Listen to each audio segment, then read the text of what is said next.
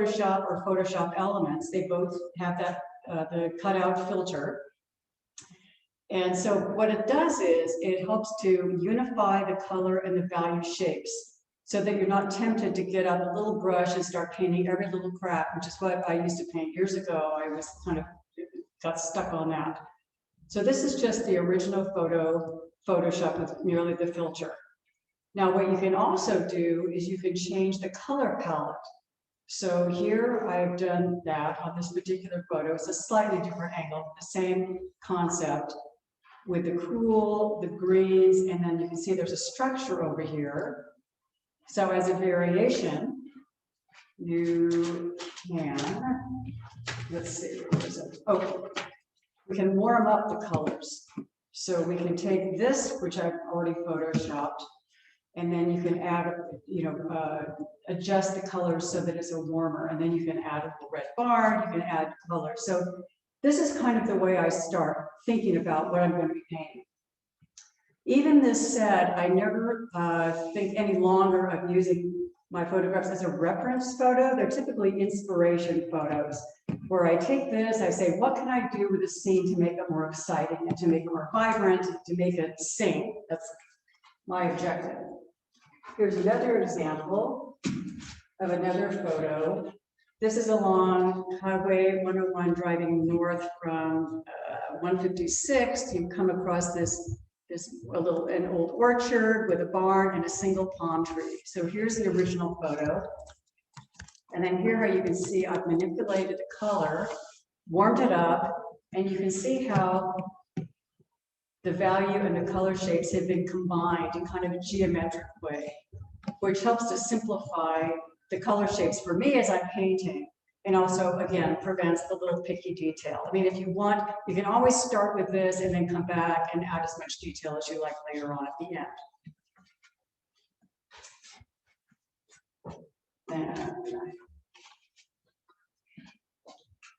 And here is yet another photo. And here's the original photo of one of our open space preserves, which I love painting. The Mid-Peninsula Open Space District has, going along Skyline Road, just gorgeous, gorgeous scenes. And here's the same photograph photoshopped. And you can see again how the colors and the shapes are all simplified, and it's a more modern look. Okay, then I just wanted to show you. Okay. So you can apply the same filter to your still lifes as well. This is actually a still life that I originally painted in Van Waldron's class probably, I don't know, 15, 20 years ago. The way he organized the classes, he had still life set up all around the room, and we would paint right from life. In addition, I would take photographs and then go home and Photoshop them, and again using the cutout filter to make the design more simple and more design-based rather than small brush strokes.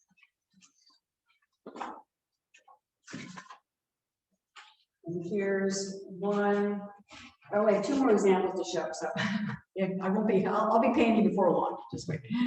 So here's an example during the pandemic when everybody was at home. I took long walks every day around our neighborhood to our local community garden, and just took pictures of things that I saw, people's yards. So here's an original photo that I took. I did saturate the colors. And then here, if you can see, is the same photograph with a cutout filter applied. So you can see how it creates a much more simple view. And then here is a painting that I did from that. Again, varying, again, using the photo as an inspiration and taking off from there. Okay. And then finally, before I start painting, I'm going to show you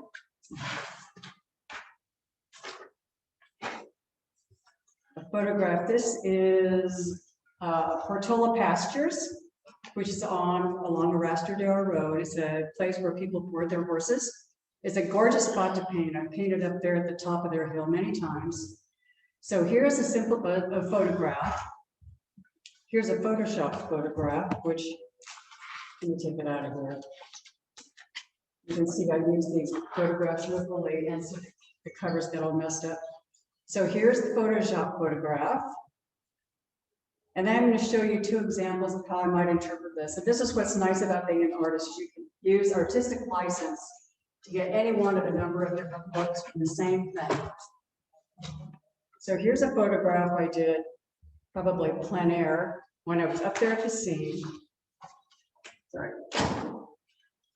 You can see the big eucalyptus tree on the left. And then instead of these little shacks up at the top, I just created little structures using my palette knife and colors. So this is one look. This is a more, I would say, a more traditional look.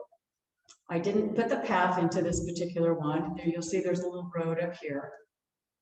So then here's another example. This is the example that I just finished this one basically. This shows the same thing. So you can see the difference, how many different looks you can get from the same type of photograph in the same scene. And again, that's the nice thing about being an artist, is you have this liberty to kind of interpret a scene however you like. Okay, so now I will start painting.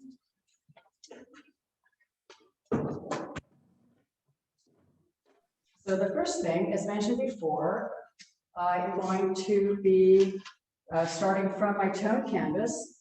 I have a couple of photographs that I'll be working from. This is a photograph of Montebello Open Space Preserve, just like that I just took. And then I went in and photoshopped it and moved things around and kind of reoriented the focus. And the Photoshop, this is the Photoshop version. So I'll be painting from this as my reference.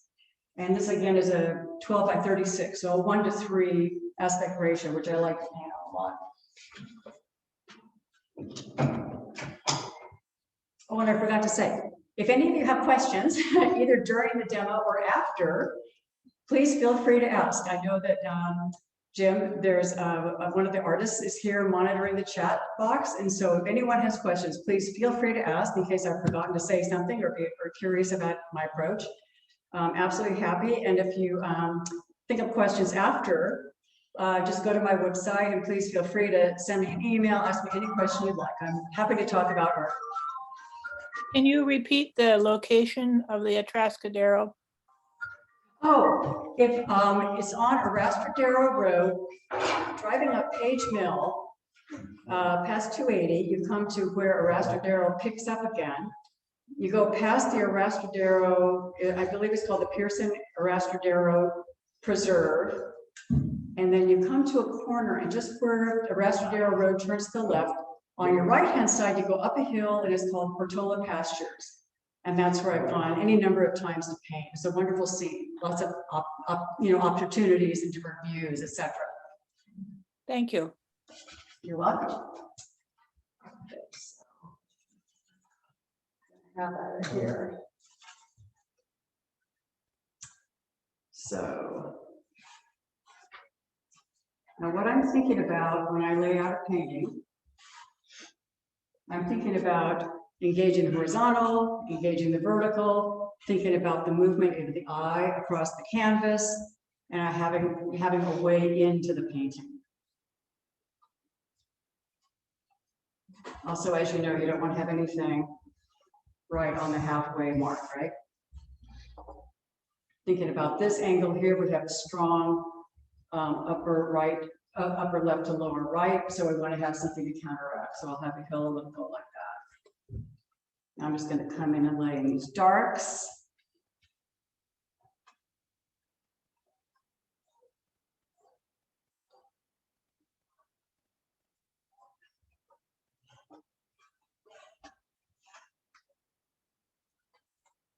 There's a little shape here on the corner.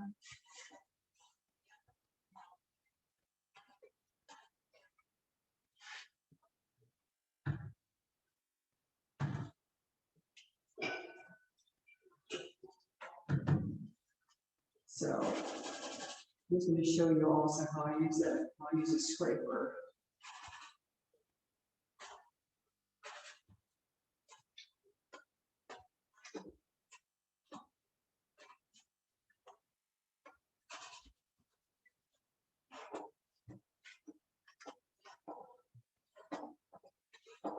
I like to have a lot of angles in my paintings, make them real dynamic. And this comes down.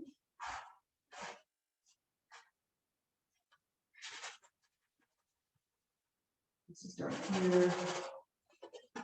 This is a big dark down here.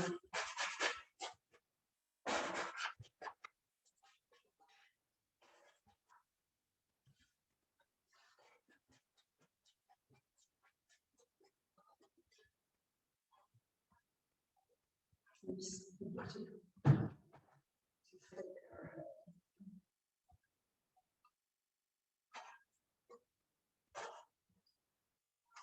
I've got this dark coming through here.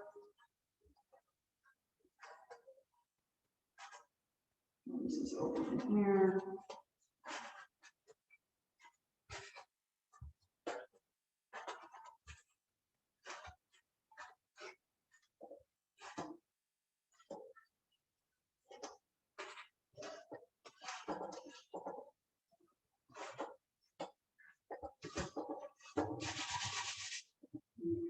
Cool over here. This is going to be the shadow side.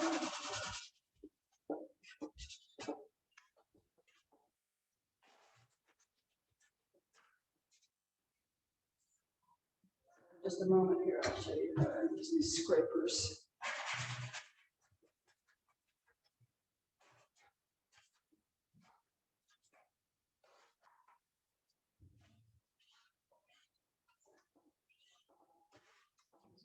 Here.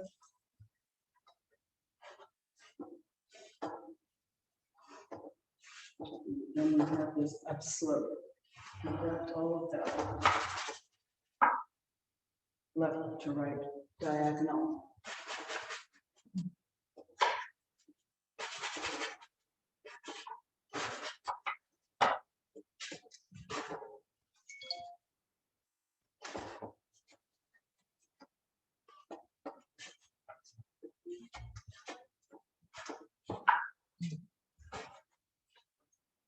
Okay, so now let's see if that's here.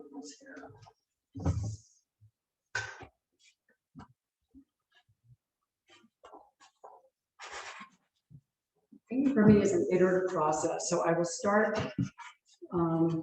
I will come back and work on paintings many times. As Jim mentioned, my process is to typically I'll let the layers dry between applying each color. So I would typically let this underpainting dry before coming back on top. But so I'll be working on like a half a dozen paintings at any one particular time, and let one color dry, and then come back and apply the next color so that I don't get a lot of that. So here's how you can use these scrapers.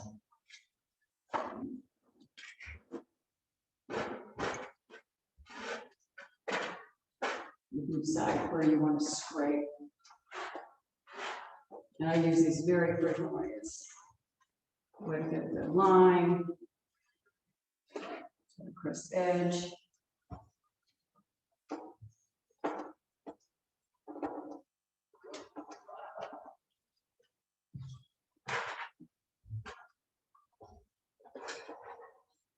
You can pull your color down.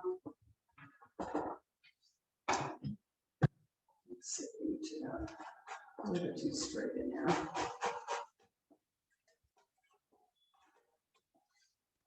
So again, I like to make it a dynamic process and not too linear. Although some people do like to sketch out value studies, first on a notepad. That's certainly very effective. If that's what you like to do. I just like to usually do it on the canvas itself.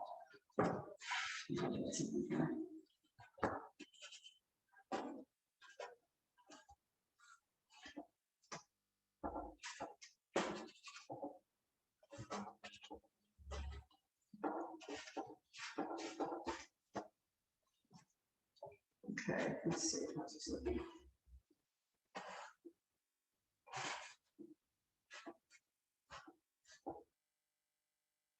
And we have a few more things happening over here.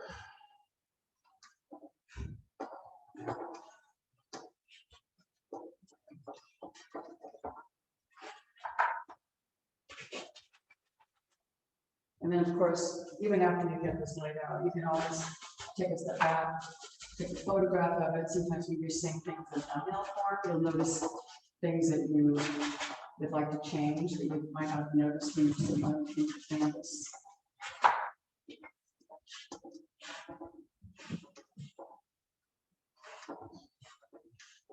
I can tell right now, rather than having this sloping right off, I'm going to create a little flat spot here. To get a good flat spot in your paintings or a good horizon line where you need a horizon line, don't hesitate to use a T-square. I make a liberal use of a T-square. You know, to get my verticals vertical, to get my horizons horizontal. It's a tool that's really very useful rather than trying to draw horizontal. Okay. Now I'm going to let that set up for a little bit. This is pretty much all I'm going to do now because I don't really do, I like to do something that's an iterative process again, get these kind of a general layout of what I'm going to do, knowing that I probably will make changes later on. So I'm going to set this aside and then I'll move to a painting that I've already done the layout for. Actually, I brought a couple paintings for the layout for, so that could be setting up. So this is a painting that I've done several times, and it's sold several times. But this is a scene that I like to paint. A couple things I wanted to show you by choosing this one also is how I use these big, humongous brushes. You know, like this. This is a what? Jumbo, current 50, size 50. To do tree trunks and verticals, and you know how I use big brushes for the sky. So this obviously has a warmer palette overall. So my underpainting is leaning toward the transparent peroxide rather than to the transparent rose, or I mean the permanent rose or the alizarin crimson. So I'm just going to start applying my top colors on this one. So I'm going to use I use phthalo green quite a bit. I have a color called Pyroline Black, I think it's called. You can make the color yourself actually by using phthalo green, Pyroline Black, and a little bit of transparent peroxide. So I'm just going to go down with the darks, big brush strokes, modern feel.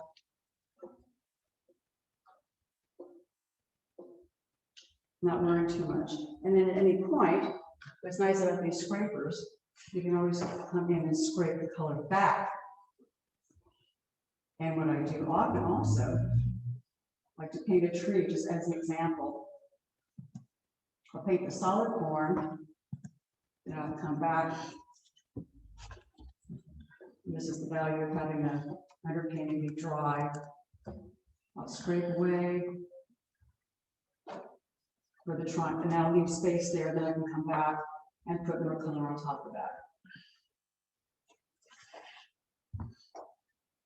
This is the same dark I'm using across the phthalo green, transparent peroxide, and some of the Pyroline Black for the it's more of a gray color. And again, using my big brights, these are all brights that I use. Thinking about where the light's coming from, the light is going to be coming from here, up here. So that's the direction of the light.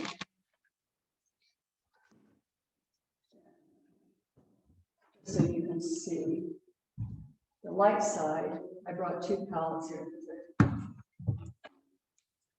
Oh, let's see if that's going to work. Oh, that's a little too late. Okay. Again, I will continue to come back and work on this in layers. This just kind of gives you a really clear how I work it. Now, as we move up the hill and the land gets farther away, you add a little bit more blue into the green. So I'll take that same green color, add a little bit of blue, and then a touch of white, not too much. These darker color shapes up here.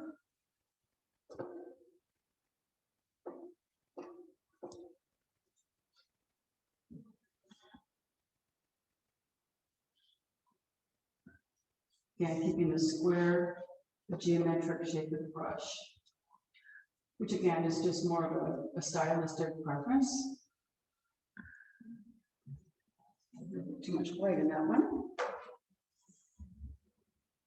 And just leaving the shadow side over here, some a little bit darker.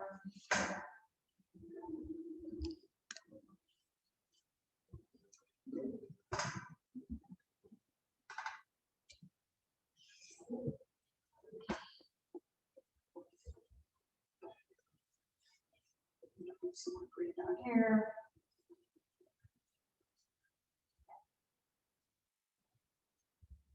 Just going to continue. Okay. Now I'm going to move to a smaller brush. Add a few highlights on the green on the sunny side.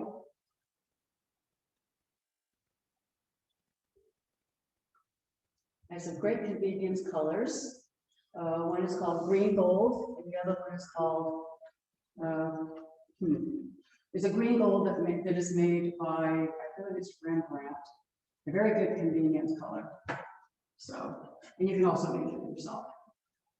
So if I want to add lights, I'll just come back again with my bright, pop them on. And typically, honestly, I don't do this until later on in the painting, but for the purposes of the demo, I want to be able to show you the whole process rather than having, you know, just getting halfway and then leaving. So, sunny side, a little bit more blue up there, a little bit gray down. So here we're going to get the lighter side up here. You can see how I'm using a cooler green.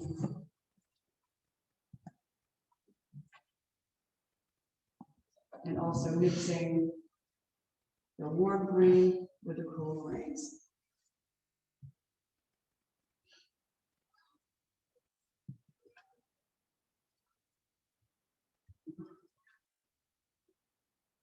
Oops, it's a little bit light.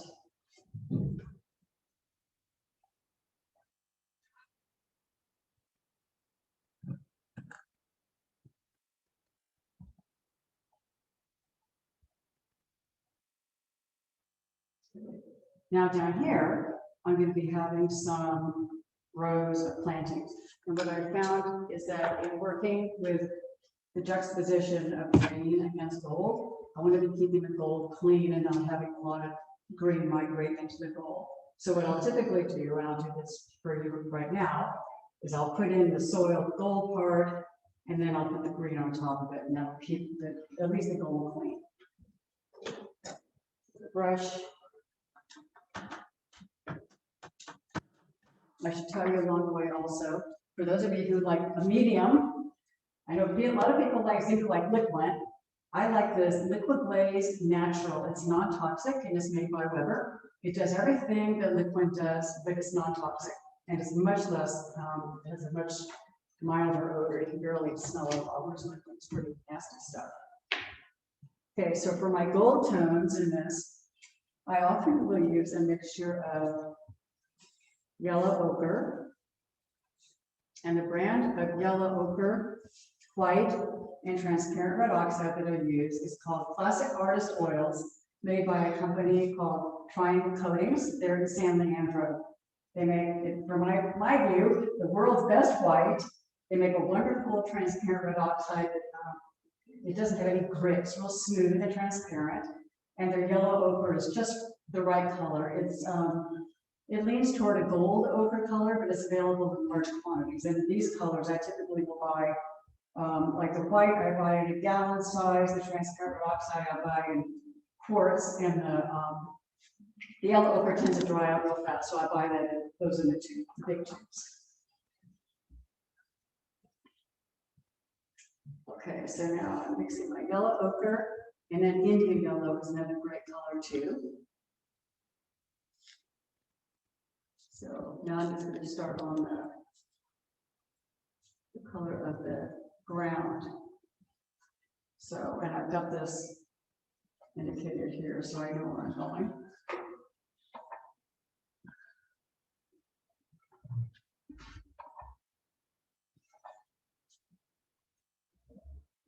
Okay, so this is the sunny side. So this is the shadow side.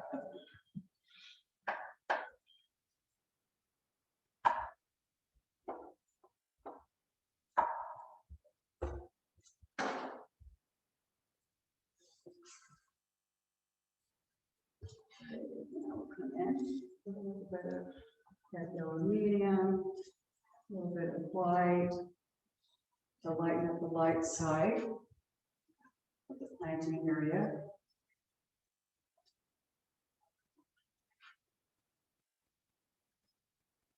And again, trying to keep some geometry. I really like the geometry, that whole angle, which is part of the way I like to have my paintings look.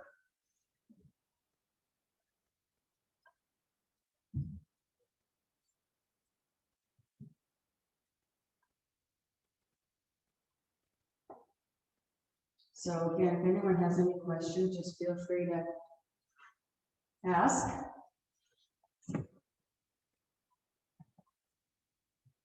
You should get these lines straight. Okay, so I'm going to let that set up a little bit, and then I'm going to turn to the hills in the background. And I'll come back and I'll show you how I do the barn shape. I like a lot of red, especially on landscape where you have so much green. I just like to have a lot of red too. Again, it's just wanting to get that energy in the paint and having colors that are on the opposite side of the color wheel. So a little bit of red down here. Just going to put this in quickly before moving up to the hills.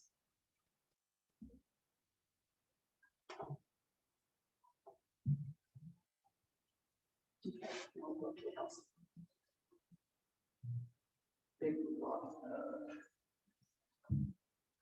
of ochre.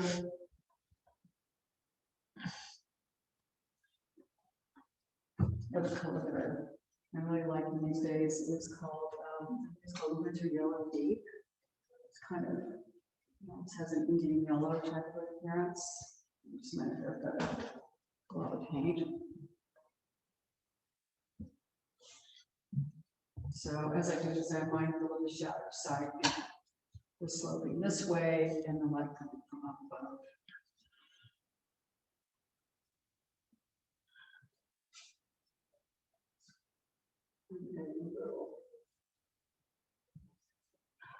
That yellow light just to lighten this up so I don't get it too white.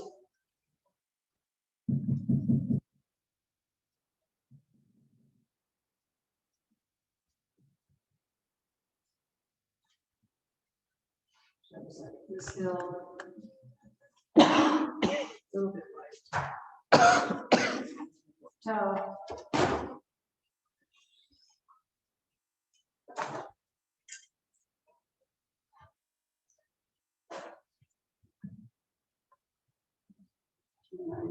I'm coming up to why I typically let my layers dry. I have a little bit of green here. It's kind of trying to get into that gold, which I don't want.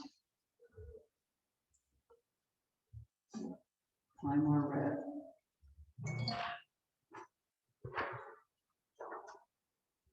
Here, and the shadow side on this side.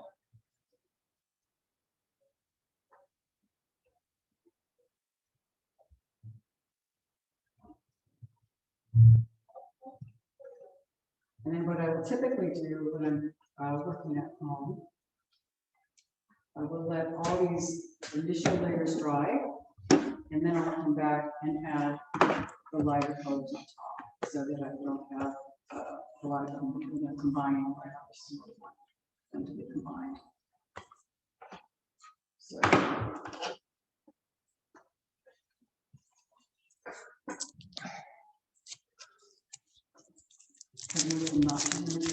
I like to do this variety.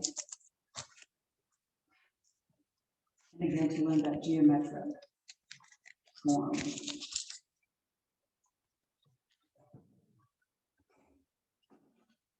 So often things are not necessarily light enough on the light side of this particular stage, but that would be because I would go back. Shadow side here.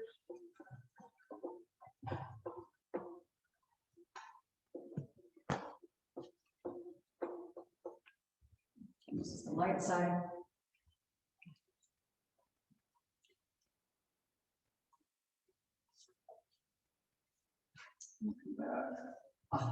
Pop that. That.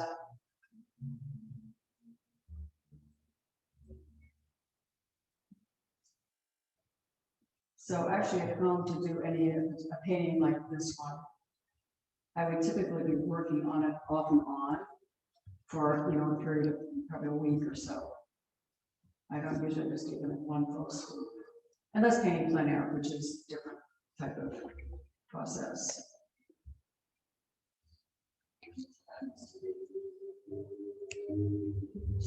Right down here. So you can see how I'm allowing the red underpainting to show through at this stage. And I can come back and cover some up if I want, but not necessarily. So now I'm going to add a little bit more light on the warm light on this tree. It could be a little bit bigger. Again, I was cautious so it's not too nice.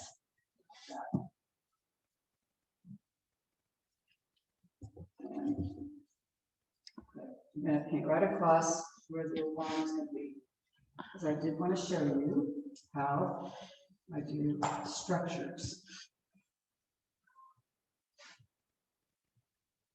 Like a big dark right by where your center is just going to be kind of this barn. So nice and big dark by that. Okay, so oops.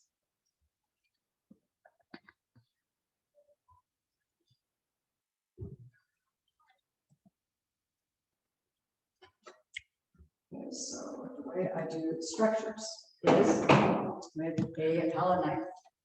There's nothing like a palette knife to get a good crisp edge. So the first thing I'm going to be doing is scraping away some of this. I'm going to scrape away. I'm going to put some of the tree trunks. I hope you can see this, which I will come back, but this will just give me an indication of where things are going to be going.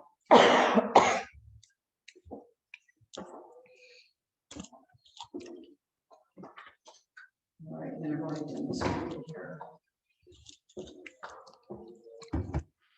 Maybe it's subject to change. Okay, so for my barn, I'm going to use a red barn with kind of grayish roof. So reflecting the sky color.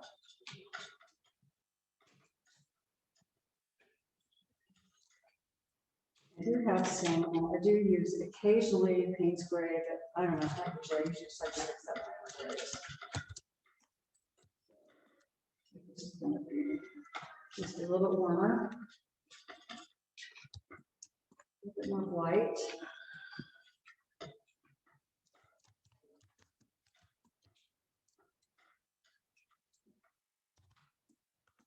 And we're just going to have that here.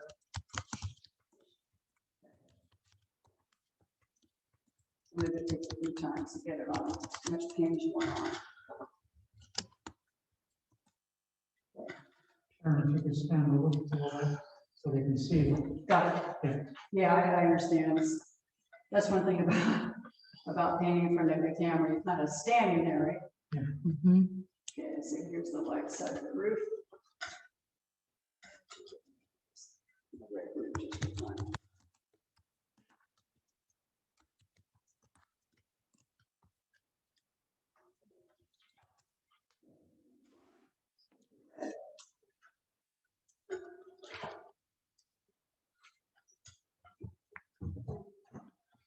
And sometimes it takes a few times to get the barns right, fiddle around with them and up. Okay. This is the front side, it's actually light.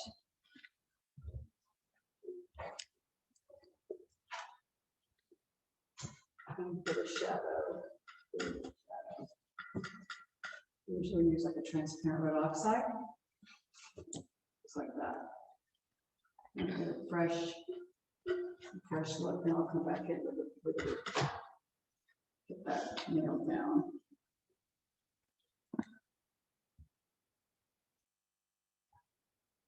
And again, it can take several times to get this exactly right. Then I'll come back, clean up the edges, paint around.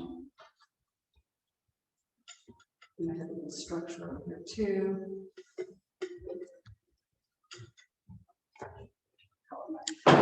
We have a question. Sure. Do you have any techniques or tips for animals in landscapes? I wish I could say I did, but I don't. I've painted figures in the landscape, but I haven't painted animals in the landscape.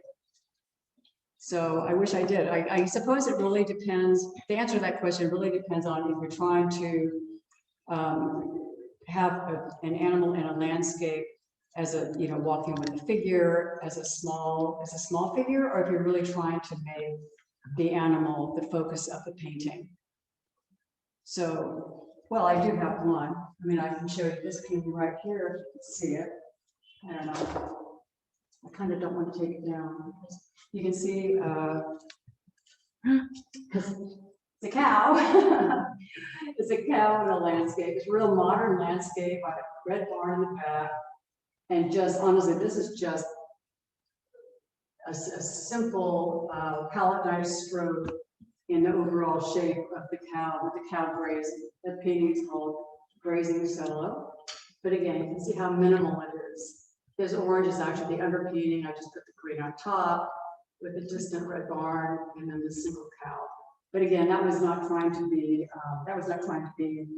a picture of an animal. I was really trying to keep the landscape with an animal integrated into it. So now I come back and I see I'm not liking that barn too much, so I'm going to redo it. Which the nice thing about oil is you can change your mind.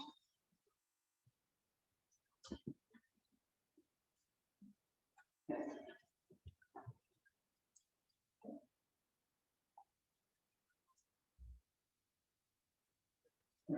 A bit of a brush.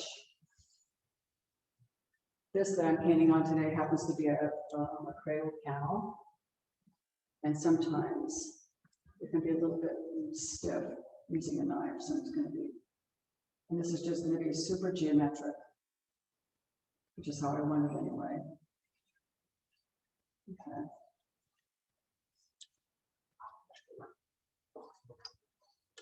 And now that I've got that in, I'm going to do the shadow side of this repair.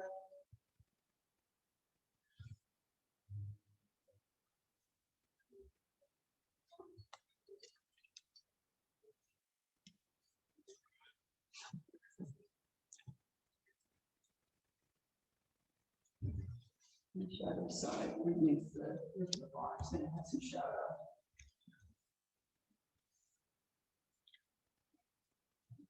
And then after this, after I connect these positions, then I will come back. If I have a green between these, I'll come back after I've got these basic shapes in and add green.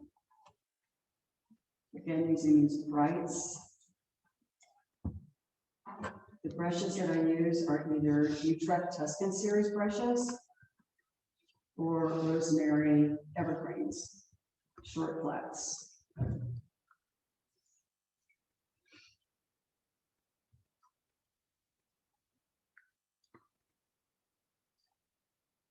And then again, it's nice, you know, if you get something too big, you can always carve in, cut around, make it work that way.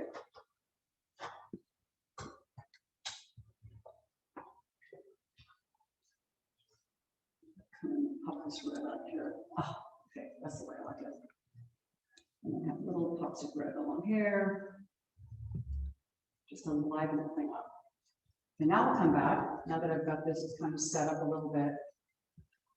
And I'll probably come back and fiddle with these structures somewhere, but I want to get the greens in of the plantings. So This is the shadow side.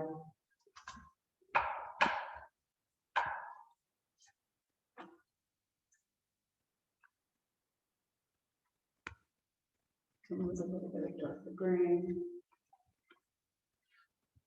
So these in first. And I'll be coming back on top of the lighter colors.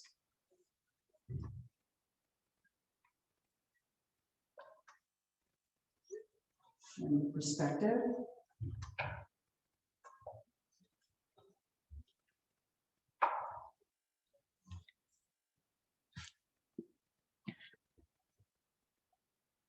And a little, vary the greens somewhat. So you don't have it all moved, this is going to look right. Okay, well, that's okay. I like that nice bright green against the barn, pretty fun. Although I would typically put in those highlight colors at the end.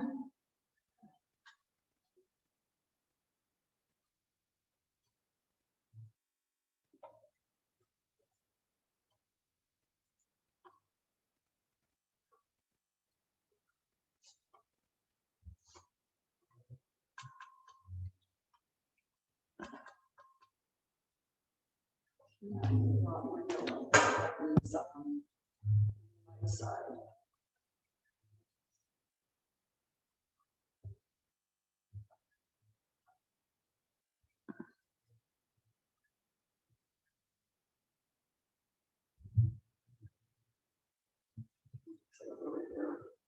Needs to be a little bit warmer. Okay.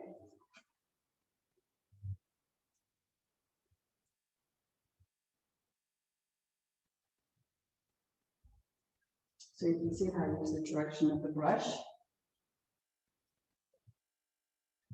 to suggest the growth.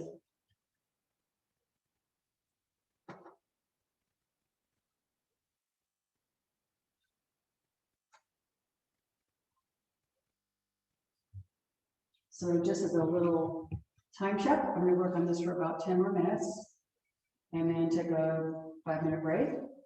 That thing's going to set up and then I'll come back and work some more. So.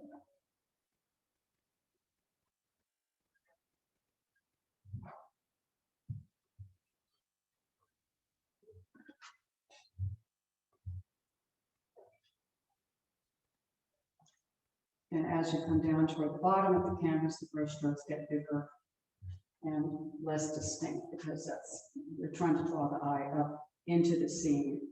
And the bigger your brush strokes, the more of a quiet area you'll have toward the bottom of the canvas. And so medium, white, and actually some Indian yellow. I have another question for you. Sure. If this painting was a night scene, would you still use the red base or something different? That's a good question. You know what? I would probably use a cooler red base. I've done nocturnes in the past, and actually, what have I used? I think I might have used almost like a violet. My cooler color scheme, which would be the transparent red oxide with a little alizarin crimson and then some ultramarine. And then let that dry and then apply the saturated blues on top. That might be my approach. I have done a few nocturnes, not too many, but that was the approach I took when doing those nocturnes.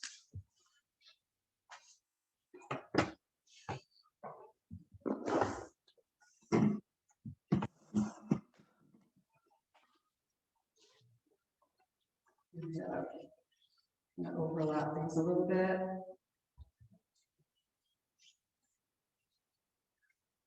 Do a little bit more.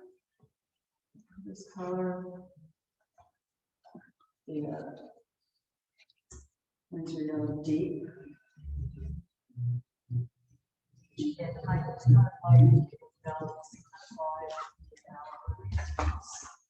the like.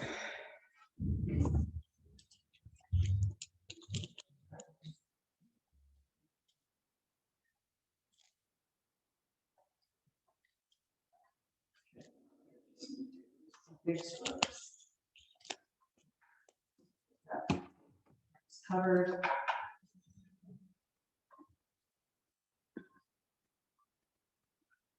do that. A little bit more dark here. Neutralize that. Yeah, it's easier to neutralize colors. It's harder to get the bright colors back if you get them on too neutralize at the start. So I'm coming back and neutralizing something. I've got some real bright phthalo green right here, which I want to have it a little bit more neutral. So I'm adding the more transparent red oxide to that. Okay, now what should I do? Come back and add, this is too light here. Darker and cooler greens. So a little bit more transparent red oxide, some ultramarine blue. I'll get this darker corner wants to be darker.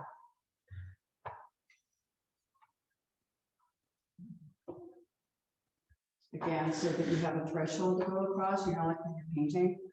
You want to have the bottom part be typically darker and cooler so that your eye goes up and over the immediate foreground into your subject.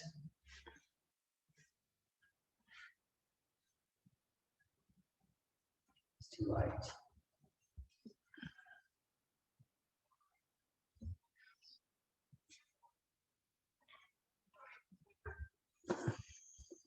See, I like big solid darks.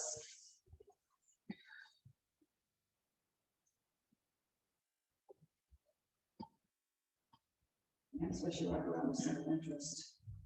And they've got pop.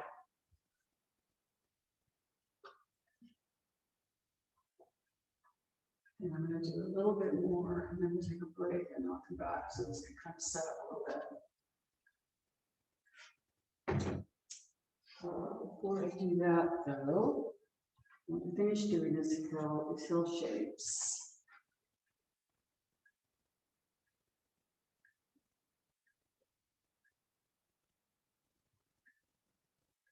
And you can see I'm leaving the red uncovered partly. I don't want to cover all that red up.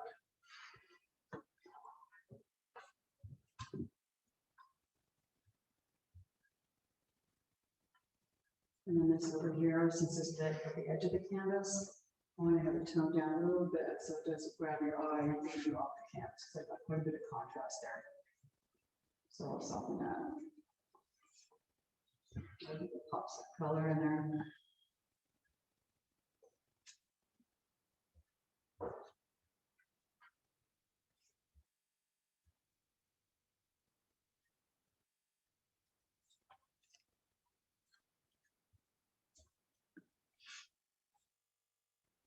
And the other thing I'll do with it, and after this is all dry, I'll come back and add little lines, little red lines or lines of different colors just to get some, you know, kind of a different look.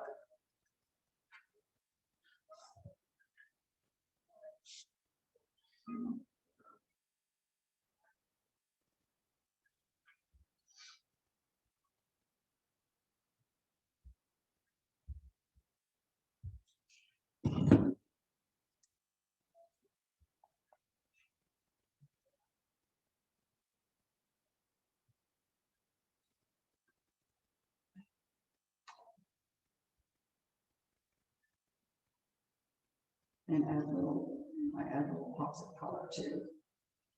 And down here, you can see I have quite a bit of red, so I'm just going to put right into yellow. And add red light.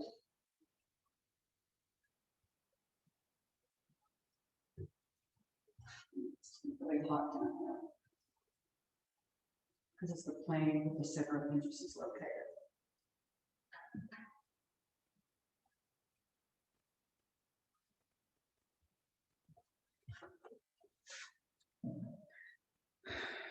A little notch in the trees. Again, it's just not a stylistic thing. Some hot color right here.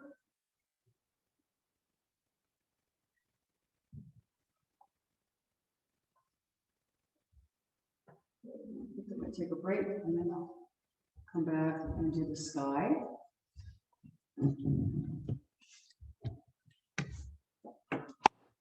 Options on what color to do this, to make the sky. And typically what I will do is I will get to this stage in the painting and I'll say, what color does this painting need? Often I'll do lemon skies.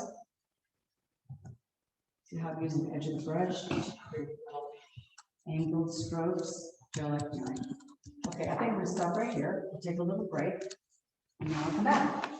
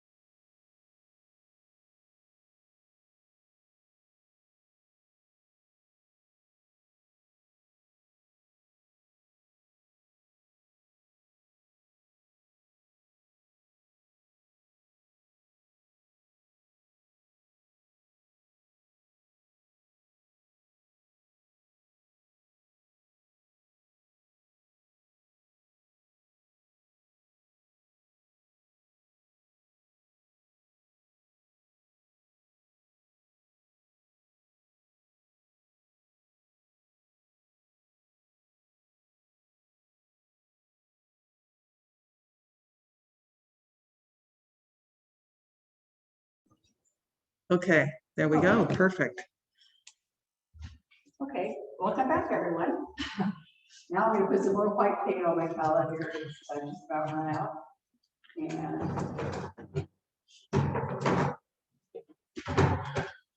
so this is again the triangle coatings paint that I buy in a gallon-sized can and tube it out myself and using empty paint tubes.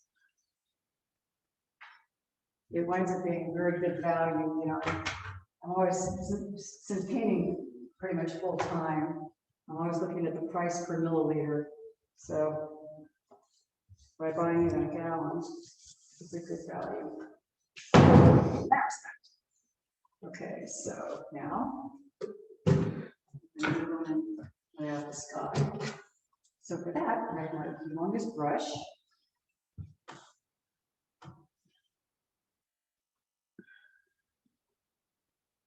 As I was mentioning to Jim earlier, what really changed the way I paint and my style, two different features. One, I'm using the Photoshop Cutout Filter to combine the value shape, the color value shapes, and using these humongous brushes. So just come on, just, you know, just put on the paint. What I typically will do is paint the whole sky white pretty much, even though I have an idea about where I'm going to put clouds, etc. Blue there, so I can use that, or green rather. And again, I'm using this liquid glaze natural as a medium, so the paint is more liquidy. Paint the whole sky white first, keeps it from getting too dark. And then I'll come back and add the color layer, depending on what color we want. Again, often in a smaller painting, I will do blue skies. You can see how I treated this sky here. It's almost some violet blue. Then we move to a little bit more phthalo. Then down toward the top of the hill, we have a little bit of ochre and even a little bit of red in there. A little crimson and white. And I'll use this brush to carve out the angle, get a good crisp edge.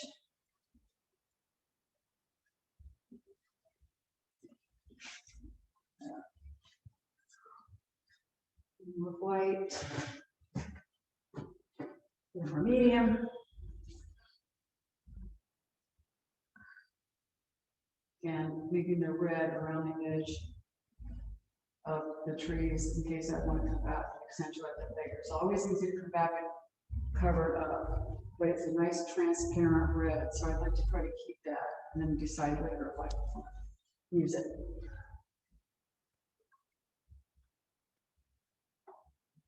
Okay.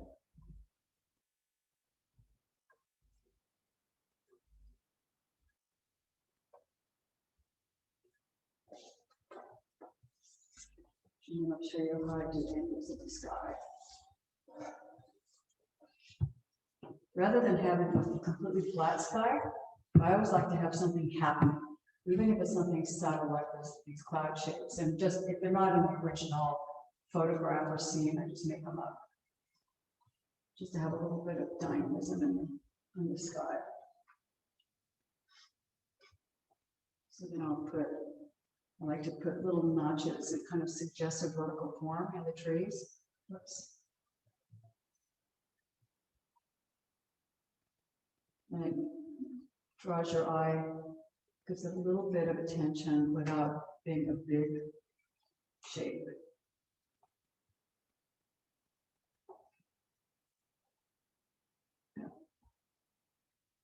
Okay.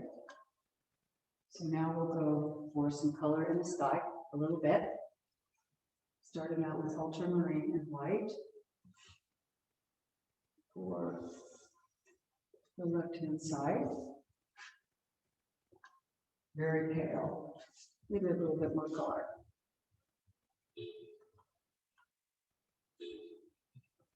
This was nice about having the white layer down first. Is it's easy to get a real soft color.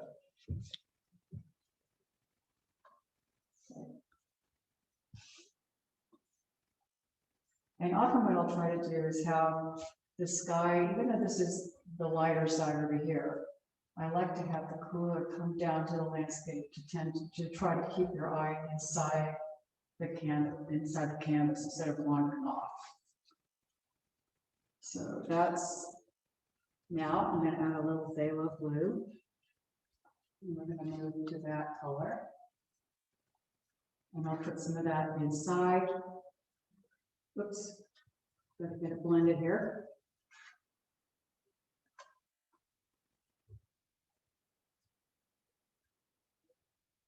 And again, angling the big brush strokes for a real dynamic look.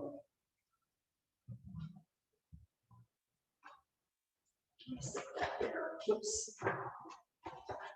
Turn this off.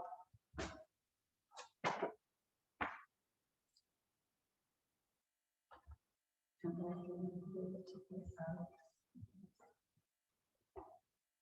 we took that yellow ochre and a little tiny bit of red as we get toward this notch. Whoops, that came out green. Well, we won't have that. We'll just get rid of it. The scrapers. This is actually my favorite scraper. It's just like a paintbrush with a big scraper on it. Very handy. It gets rid of the paint really effectively, more so than a palette knife. And it works really well on a canvas too. It's kind of like an eraser. It kind of gets into the little grooves of the canvas. Okay, so I didn't want that color. So let's come back and fix it. Got too much green. Although I do use green in the sky sometimes, but I just don't want it right here, right now. Okay. So I'm just gonna little ochre, little tiny bit of permanent rose. Oh, okay, that's a nice warm color. It's not too much color. Ooh, it's kind of fun. Okay, a little bit too much. Put more white. Do use a lot of white.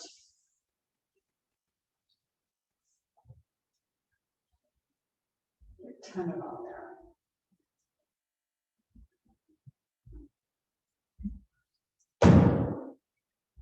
So if anyone has any questions about particular brands of paint,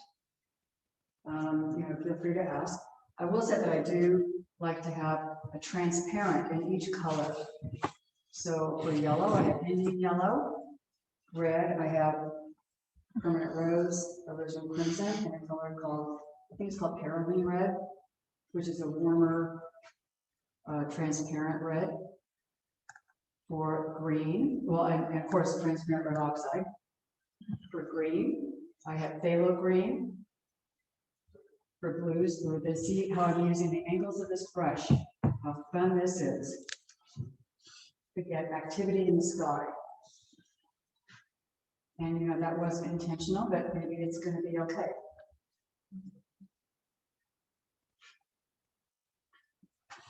Okay, here. It's going to be warmer because it's closer to the horizon line. Notch this.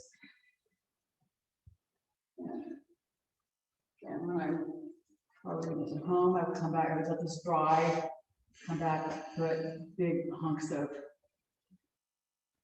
white on it for a real dynamic look. I'm going to come back over here. Oh, this is a great color that the fellow artist told me about. It's a liquid turquoise light, and it's just a gorgeous color. I just put some down right there. You can see how pretty that color is. Love it. It also makes some pretty awesome greens too.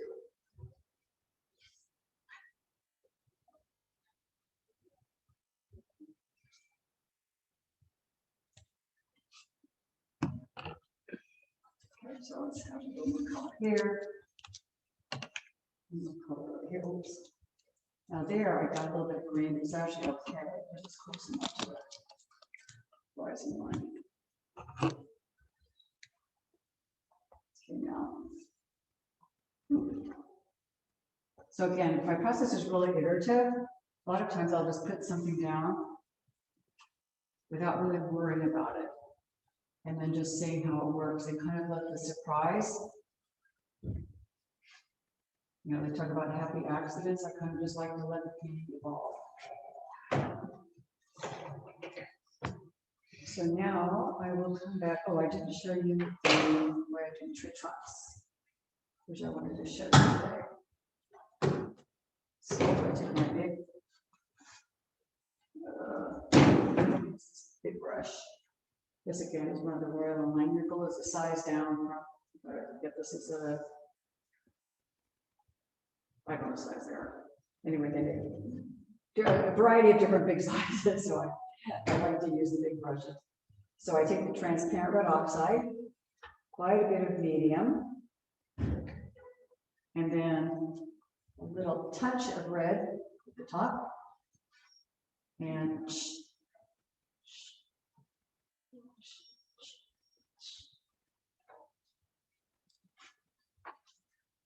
if you're not happy with the shape, you can come back and fix it. I just like this geometric look. It makes it real modern. And again, sometimes if this painting were actually dry, if the underpainting had been dry, the first value study with the red, I could just scrape the green away to get the trunks.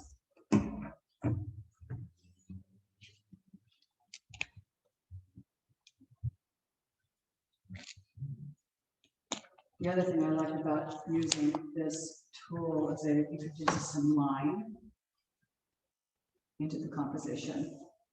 And it also puts a little bit more of a red tone next to the greens.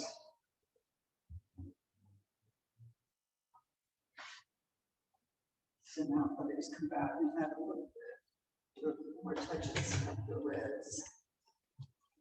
And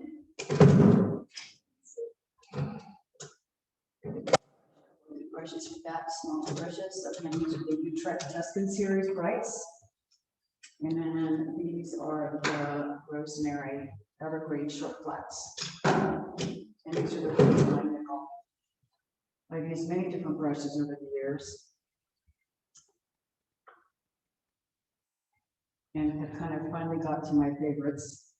So now, just to show you, I'm going to put in a few little pops of red. I'm not done, but just wanted to show you how I might do that.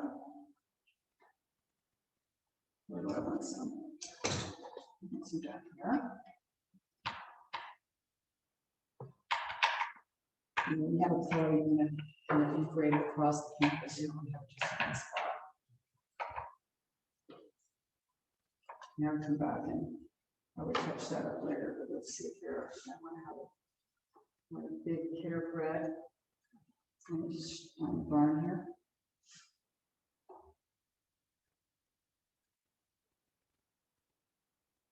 Okay. And also in this house, it's like a little farmhouse, an imaginary farmhouse. About show that move.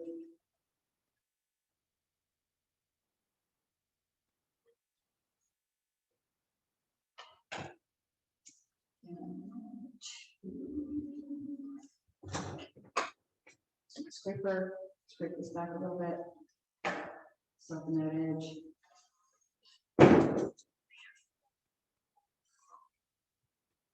Got another little bit of this white in here. Nice and sharp. So a little bit of color in that, come back.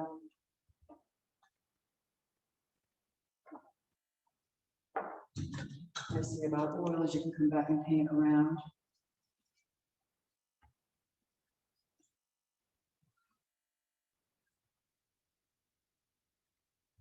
I want this to be a little bit smaller. So just come back and use that dark green. A little dark green, the Ireland green. It's kind of like a blackish green, really to make those structures pop.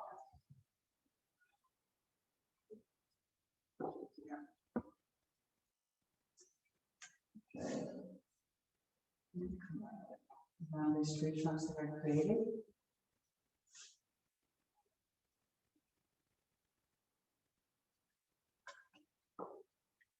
This is a little bit of funky shape here. I probably need to do something to make that shape a little more interesting. So I'm going to take this green gold. Okay, this is green gold and leaf green. That's the other color I was trying to think of earlier. It's a nice olivey green. It's really good for the light side foliage.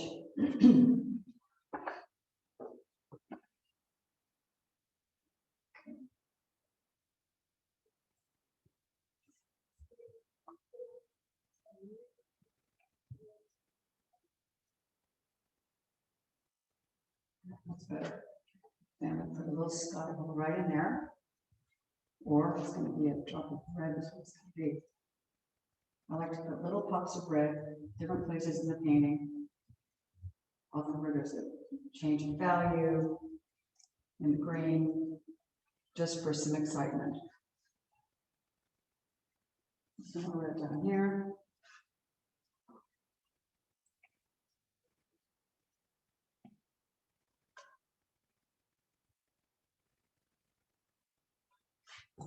See some spaces we still need to fill.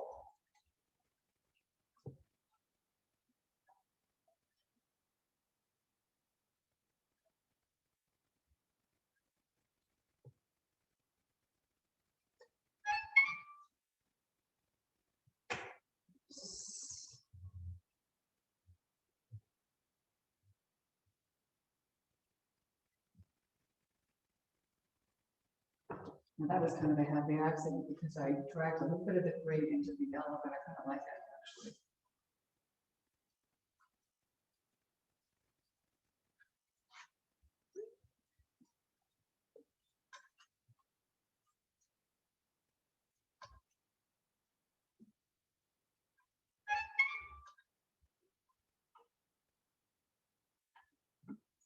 This shape needs some help.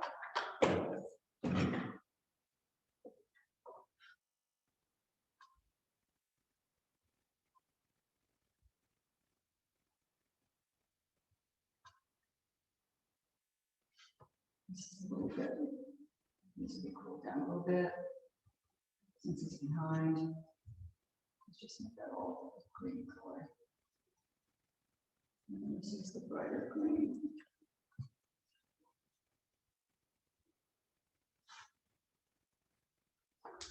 Too light.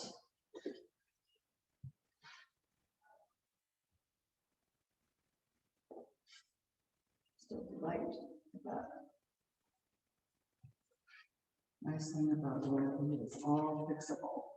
Let's see, clean this off a little bit. You see if the right color now, that makes it already there.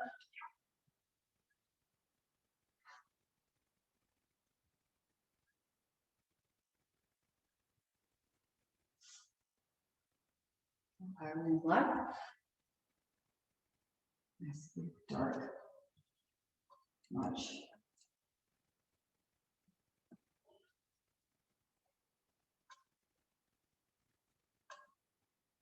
One dark one here.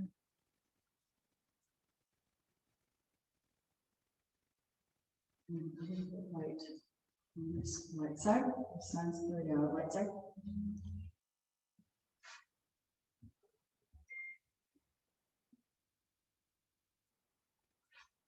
It's going to be too light, I can tell right now.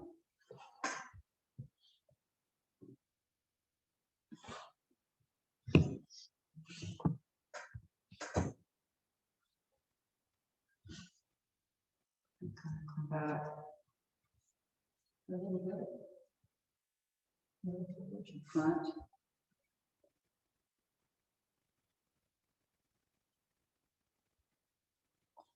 And this is right here.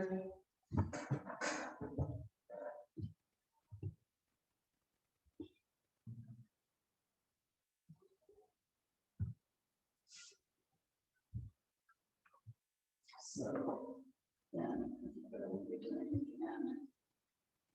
Let's pop in a little really bright green.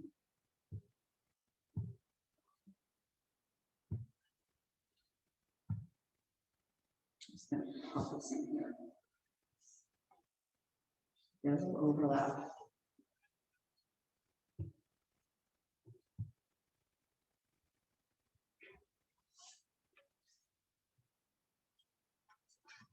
So I think the root that's so amazing. You can make some pretty fun greens with phthalo blue too, as I'm sure you know.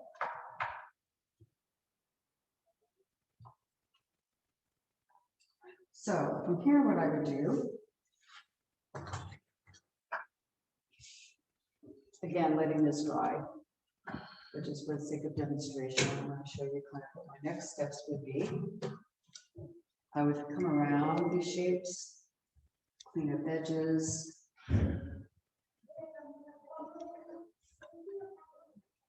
Add more angles if I wanted them.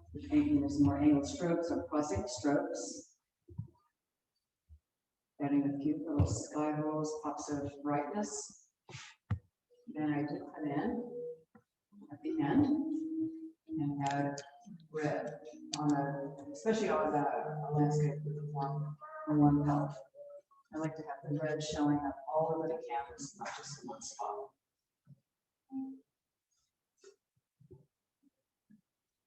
Moving lines in different places.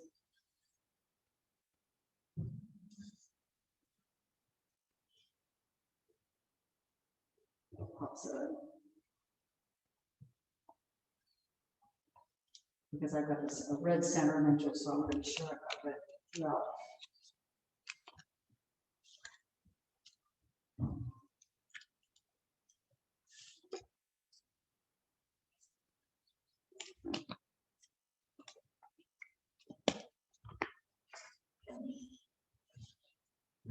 And then adding a little surprise, color surprises. It doesn't have to all be just to add interest.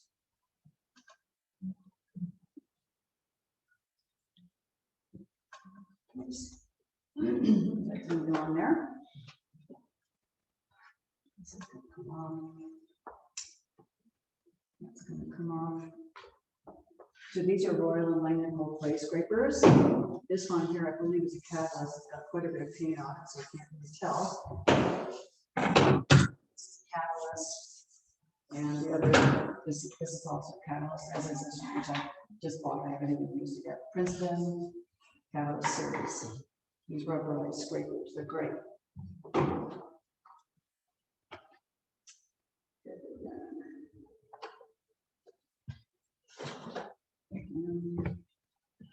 The brush.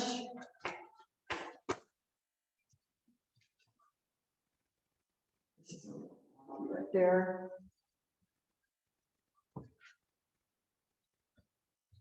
And I might come back and add a little bit more green along that line. A little cool green. We have different greens. That would be nice.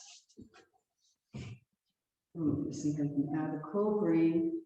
You have a big area of warm green. Just add a cool right adjacent to it, and it's really nice. I like that.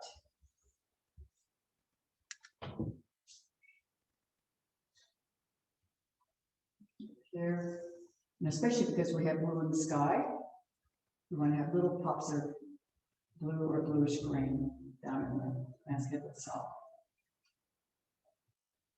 Overlap.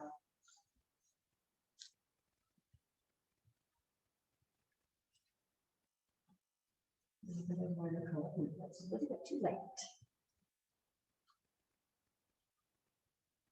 Get in there.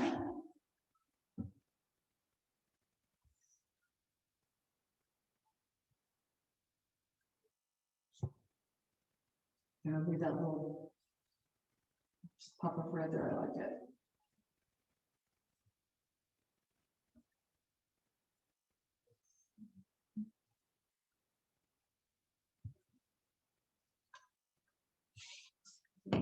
too rectangular over here. I need to do something.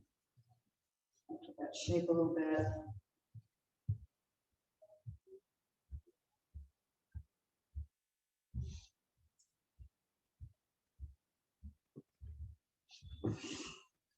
Come down. For instance, sometimes if I have like even trees on a hillside, I'll include little suggestions of tree trunks in them. And again, that is just partly is to integrate the vertical, change the shape ever so slightly, and to introduce some vertical elements into the composition. So this needs to come down.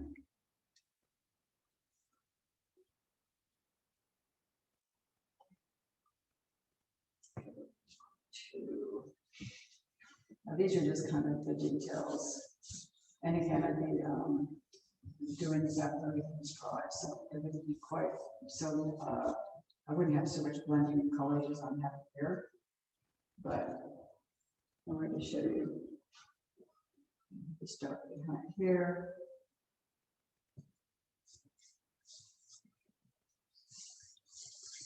This.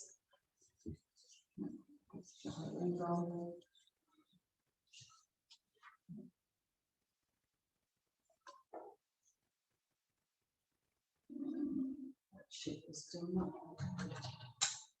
Do a little bit more. Bring some of this sky a little bit into this shape. Like that. Change that shape a little bit.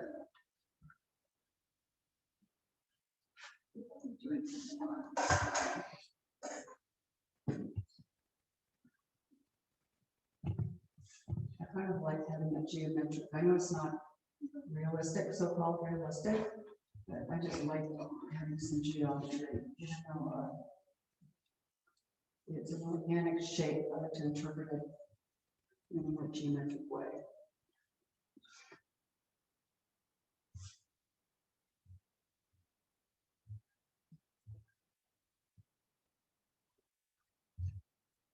Okay. Oops, I see a little spot that needs some paint right there. This is also why I like to tone the canvas, because then you're not looking at the stark white spots anywhere. I'm just going to do one more thing, and then we'll stop and take questions. And also, I do have a couple more layouts that I wanted to show you. Things that I have laid out, haven't painted on yet. I haven't done final coats, but just wanted to show you how I would interpret the scene. There, a little red edge on that blue, so the reds talk to each other.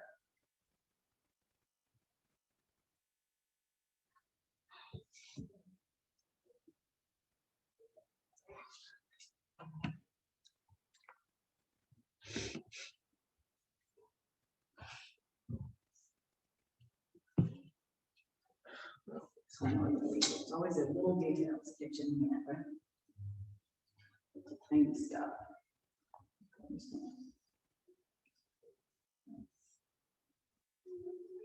One more touch of red, stop. Touch of red right there. And on here, there's some medium, so we're going to these down. Here just for fun. Okay, so I'm going to stop right now. So this is obviously not a finished painting. I would let this dry, come back and fill in spots that are still empty, add a few more little details, clean up edges. And this is kind of generally the way that I work. So that's complete. I just wanted to show you a couple more, another layout that I've done. Can I ask a question? Sure. Yeah.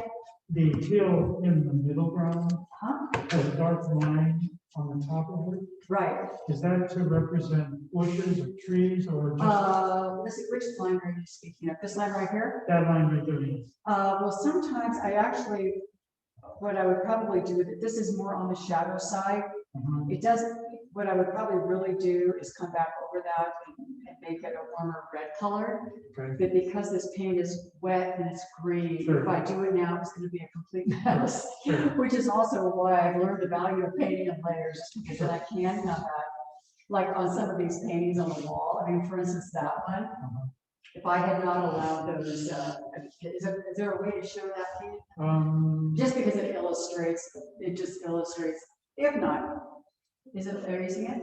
Yes. It's just because you see, I painted in these lines, let that dry, then come in with the greens. If I had painted these greens on top while these reds were still red, it would be, really a muddy mess.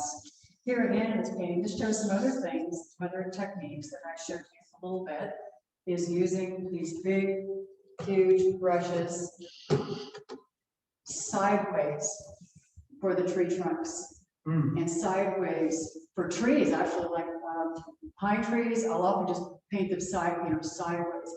And the same with this, the same with the vineyard, the poles that go down into the vines, painting them sideways. You can see this big brush stroke right here, here, here. So I like to make use of these big brushes I like to straighten the line, the linear element that using them. So I just want to show you one more layout that I will be painting on later today. Okay. I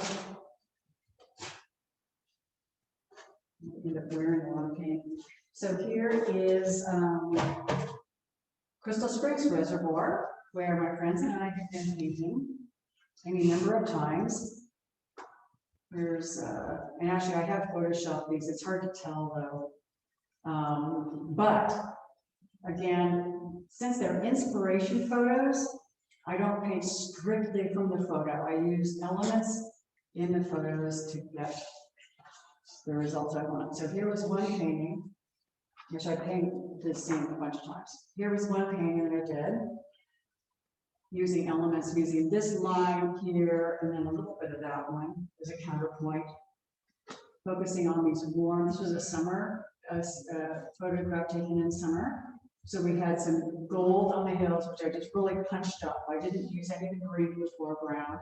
And again, you see the red, you see my interesting color. A cool green against a warm green, lighter in the distance, the ultramarine blue in the sky, and then down to some turquoise here, and then the lighter greens. So this was one iteration. Here's another iteration. Both of these have sold, but you can see how I just like to have fun with color. We just take the picture, the scene, take elements that I want out of it, like I took this element over here, becomes this line of trees here becomes this, and do a big shape, and then just green hills, and then pops of, the blue, obviously a saturated ultramarine for the water, pops of turquoise, and then integrating pops of the turquoise all around. So, and then again, the cool green against the warm green, little pops of orange in this case. I used quite a bit of orange in this foreground, little bits of orange here, orange, yellow, and then red along the top. And then outlining again with red just to, have the painting hold together and have the same colors appear throughout the canvas. So here's my layout, what I'm going to do next, and this is the way I would start painting similar to this. This is my layout. So I'll be working on this painting later on today, tomorrow, probably for a few days until it's done. Okay, so that's it. Thank you again for inviting me to do this demo. It was really fun, and I appreciate your hospitality. Thank you so much, Karen. You're welcome. Were there any further questions?